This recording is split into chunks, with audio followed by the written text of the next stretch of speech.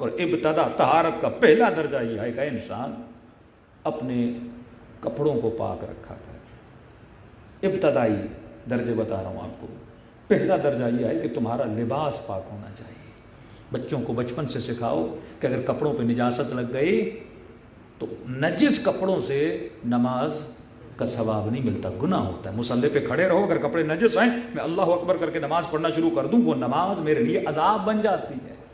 نجس لباس کے ساتھ مجلس میں آؤ گے تو ثواب کے بجائے گناہ لے کر جاؤ گے. کیوں؟ فرمایا جس طرح طہارت بہترین ارواح اور نورانی قوتوں کو اپنی طرف کھینچتی ہے، اسی طرح نجاست شیطانی طاقتوں کو اپنی طرف کھینچتی ہے. گندگی رکھی اس پہ مکھی آ کر بیٹھ جاتی ہے، لیکن شہد کی مکھی گندگی پہ نہیں بیٹھتی، پھولوں پہ بیٹھتی ہے. اگر تیرے وجود میں نجاست ہے تو فرمایا جتنی گندی طاقتیں ہیں یہ تمہاری طرف اٹریکٹ ہوتی ہیں، لیکن جب تمہارے وجود میں طہارت ہوتی ہے تو اللہ کی نورانی طاقتیں تیرے وجود میں کیا ہوتی ہیں؟ اٹریکٹ ہوتی ہیں. تو پہلا درجہ طہارت یہ ہے کہ اپنے لباس کو پاک کرو. اپنے بچوں کو سکھائیے کہ اگر لباس نجس ہے نماز نہیں ہوتی، عبادت نہیں ہوتی، مجلس نہیں ہوتی. پہلا درجہ ہے لباس کا پاکی. دوسرا درجہ ہے کہ بدن کو نجاست سے بھی پاک کرو. صرف کپڑے بھی پاک نہ ہوں بلکہ تمہارا بدن بھی پاک ہو، خون لگا ہوا ہو، ظاہری نجاست لگی ہوئی ہو تو بدن کو پاک کرو. تیسرا درجہ دخول طہارت میں، لیکن اس درجے کو بیان کرنے سے پہلے کیونکہ دونوں کا آپس میں ربط ہے، بدن ظاہری بات کر رہا ہوں، ظاہری طور پہ بدن پاک ہو. اب مثال کے طور پہ کسی مومن کو غسل واجب ہو گیا، کچھ مسائل کی وجہ سے جلدی نہا نہیں سک رہا، رفع غسل نہیں کر پا رہا، تو اس کے لیے کیا ہے؟ یہاں پر بھی معصوم فارمولہ بتاتے ہیں. جو خواتین جن پہ غسل واجب ہے یا نجاست کی حالت میں ہیں، کیونکہ نجاست گندی چیزوں کو اپنی طرف کھینچتی جو آپ کو نظر نہیں آتی. کئی بچوں پہ اثرات ہوتے ہیں، کئی بچیوں پہ اثرات ہوتے ہیں کیونکہ والدین نے سکھایا نہیں ہے کہ تمہیں ہمیشہ پاک و پاکیزہ رہنا ہے. لیکن کبھی کبھی مجبوری ہوتی ہے، شرعی مجبوریاں ہوتی ہیں کہ انسان نجاست کی حالت میں رہتا ہے. اس حال میں کیا کیا جائے؟ بازو فرماتے ہیں مثلا اگر غسل جنابت واجب ہے یا خواتین پر غسل واجب ہے لیکن خود کو پاک و پاکیزہ نہیں کر پا رہی تو کیا کرنا ہے؟ فرمایا اس حالت میں ہمیشہ وضو کے ساتھ رہا کرو. مثلا غسل جنابت میں کھانا کھانا مکروہ ہے، پانی پینا مکروہ ہے.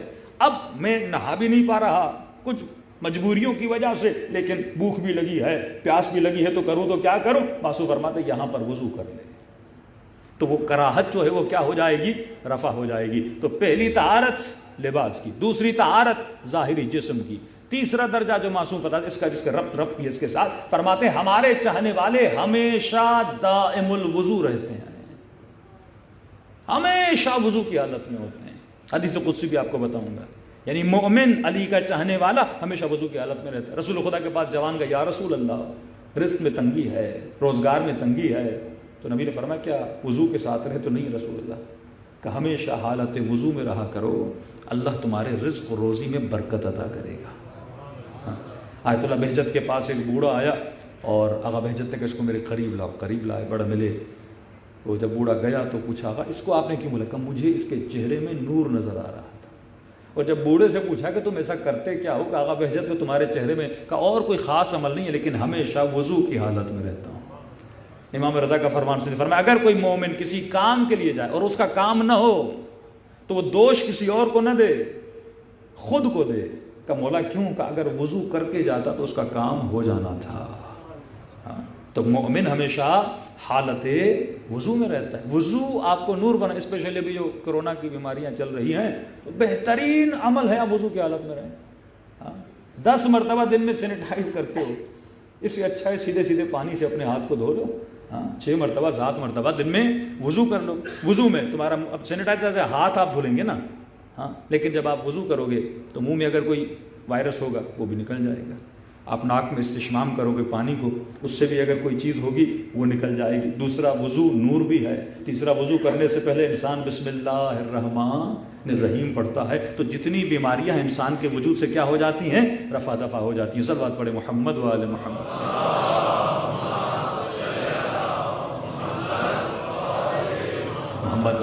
تو فرمایا ہمارا چاہنے والا ہمیشہ کیا رہتا ہے؟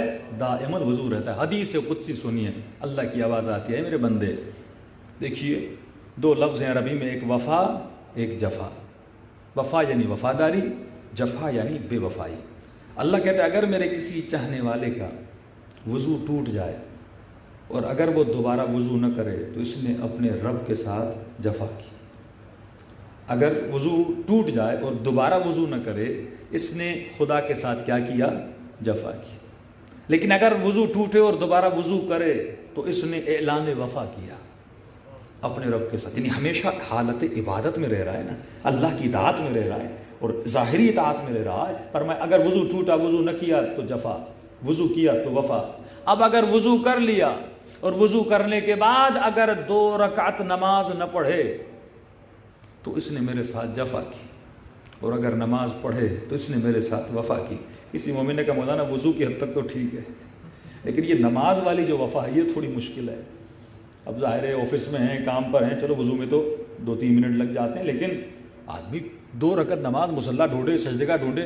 میں نے کہا یہ ہے 2 رکعت مستحب نماز, نہ مصلی کی ضرورت ہے نہ سجدگاہ کی ضرورت ہے. بیٹھ کے بھی پڑھ سکتے ہو, چلتے ہوئے بھی پڑھ سکتے ہو, ہر حال میں پڑھ سکتے ہو, اس میں بھی تمہیں 2 منٹ لگیں گے. ہاں, مستحب نماز کسی بھی حال میں آپ پڑھ سکتے ہیں. آپ نے وضو کیا, آپ چل رہے ہیں, اللہ اکبر کہتے ہیں, تھوڑے سے ہاتھوں کو اٹھائیں, اللہ اکبر, ایسے ہی کھڑے رہیں, الحمد پڑھیں, قل واللہ پڑھیں. جب رکوع کی باری آئے تھوڑا سا گردن کو جھکائیں, پھر گردن کو اوپر کریں, پھر سجدے کی باری آئے تھوڑا سا سر کو جھکا لیں.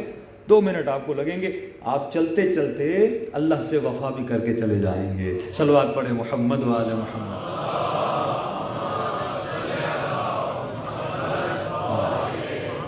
وہ مستحب نماز ہے, اس کے لیے قبلے کی بھی اتنی شرط نہیں ہے. فَإِنَّمَا تُوَلُّوا فَثَمَّ وَجْهُ اللَّهِ, یہ نماز ہے مستحبی کے لیے ہے. ہاں اگر پڑھ سکتے ہو, مصلی ہے, ہر چیز اویلیبل ہے, تو بہتر ثواب یہ ہے کہ انسان مصلی پہ پڑھ لے. لیکن اگر اویلیبلٹی گاڑی پہ آدمی ہے, وضو کیا, ہاسپٹل میں ہے, اپنے کام پر ہے, کہیں پر بھی ہے, تو چلتے چلتے آدمی 2 منٹ لگتے ہیں. لیکن کسی سے بات نہ کرو, اس 2 منٹ میں اپنی نماز کو ادا کر دو. تو کہا وضو ٹوٹا, وضو کیا تو وفا کی, وضو کیا 2 رکعت نماز پڑھی تو وفا کی. اگلا جملہ بڑا نورانی ہے. اب اگر 2 رکعت نماز پڑھ لی, اب اگر مجھ سے دعا نہ کرے تو جفا کی. وہ صلا بھی دیتا ہے, وہ کریم رب ہے. وضو ٹوٹا, وضو کیا تو وفا کی, وضو نہ کیا تو جفا کی, 2 رکعت نماز نہ پڑھی تو جفا کی, 2 رکعت نماز پڑھی تو وفا کی. اب اگر نماز پڑھنے کے بعد مجھ سے کچھ مانگتا نہیں تو بھی جفا کی, اور اگر مجھ سے کچھ مانگتا ہے تو وفا کی. اگلا جملہ اور نورانی. اب اگر میں اپنے بندے کی دعا کو قبول نہ کروں تو میں نے اس سے جفا کی.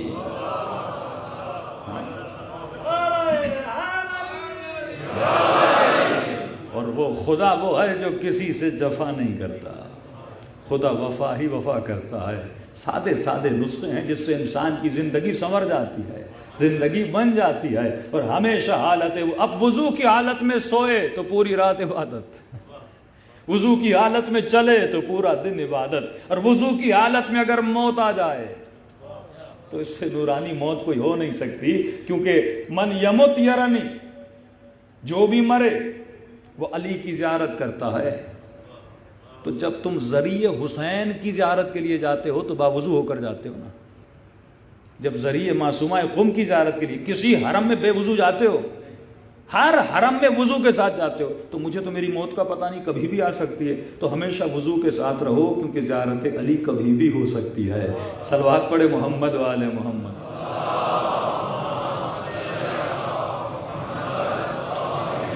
محمد عجل فرجہم. تو یہ پہلا اسٹیج ہے. دیکھیے عادتوں کی مثال جو ہے نا وہ کچے دھاگوں کی طرح ہے. جب آپ ایک دن کرتے ہیں کچا دھاگا بن جاتا ہے, 1 مہینہ کیا تھوڑا دھاگا مضبوط ہوتا ہے, لیکن یہ دھاگا کبھی بھی ٹوٹ سکتا ہے. ہاں 1 مہینہ کا, مولانا میں 6 مہینے نماز شب, اپنے قصے جو لوگ پرانے سناتے ہیں, جوانی میں اتنے دن میں نے نماز شب. ابھی پڑھتے ہو کہ نہیں؟ جوانی کو چھوڑ دو, پچھلے زمانے. ابھی بتاؤ آج کیا کر رہے ہو؟ معیار تمہارا آج ہے, معیار تمہارا کل نہیں ہے. تو جب تم ریپیٹڈلی ایک عمل کو کرتے ہو وہ کچے دھاگے سے مضبوط ہوتا ہے. معصوم فرماتے ہیں اگر بہت زیادہ کرو نا اس عمل کو تو وہ کچے دھاگے سے زنجیر بن جاتی ہے. اور جب یہ لوہے کی زنجیر بن جائے پھر اسے دنیا کی کوئی طاقت توڑ بھی نہیں سکتی. پھر وہ زندان شام میں بھی ہو تو سیدہ زینب نماز شب پڑھتی ہوئی نظر آتی ہے. یہ مضبوط زنجیروں کی مثالیں ہیں. کہ راسخ ہو گئی تھیں عبادت خدا اور عبادت پروردگار عالم اہل بیت اور اولاد اہل بیت کے وجود میں، کیونکہ انہوں نے ریپیٹڈلی اپنی اعمال کو کیا دیا تھا؟ انجام دیا